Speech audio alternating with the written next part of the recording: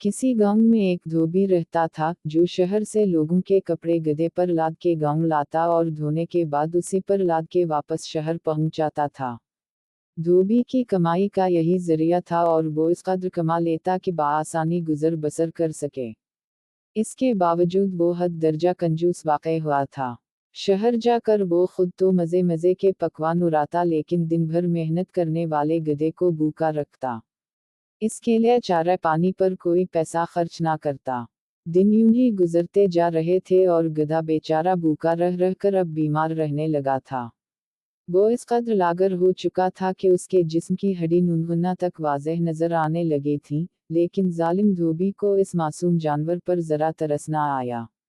एक दिन धोबी शहर वालों के कपड़े गधे पर लाद के ले जा रहा था कि नकाहत के बाइस अचानक गधा लड़खड़ा कर गिर गया, जिससे धोबी के सारे कपड़े मिट्टी में गिरकर खराब हो गए। धोबी को गुस्सा तो बहुत आया लेकिन चूंकि वो गधे की हालत देख रहा था इसलिए उसे मारने से बाज रहा। वो संजीदगी से इस बारे में सोचने लगा कि ऐसा क्या काम किया जाए जिससे उसे पैसे भी ना लगाने पड़ें और गधे की खुराक का भी इंतजाम हो जाए। वो इन्हीं सोचों में गुम गधे को साथ ले गांव की तरफ वापस जा रहा था कि उसका गुजर एक जंगल से हुआ जहां उसे शेर की खाल मिली। खाल को देखकर एक तरकीब उसकी जहन में आई और उसने झट खाल उठाकर गधे को पहना दी।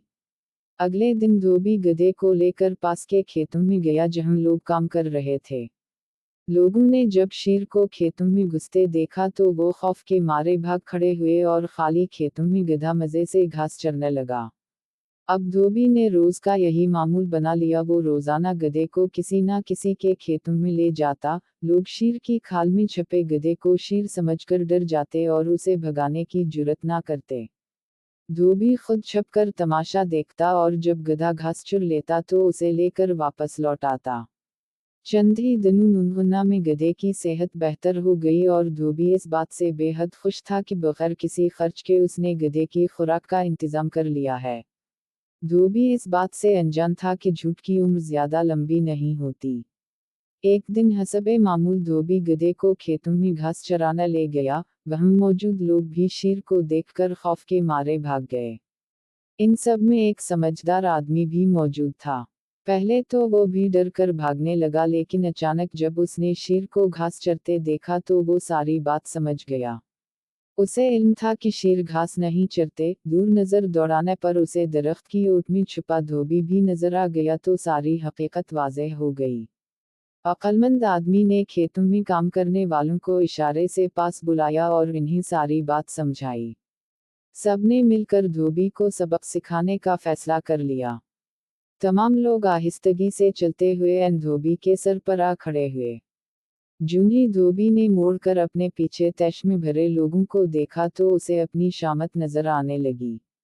इससे पहले कि वो भागने की कोशिश करता गांव के लोगों ने पकड़कर न सिर्फ इसकी खूब दरगत बनाई बल्कि गधा भी इससे छीन लिया।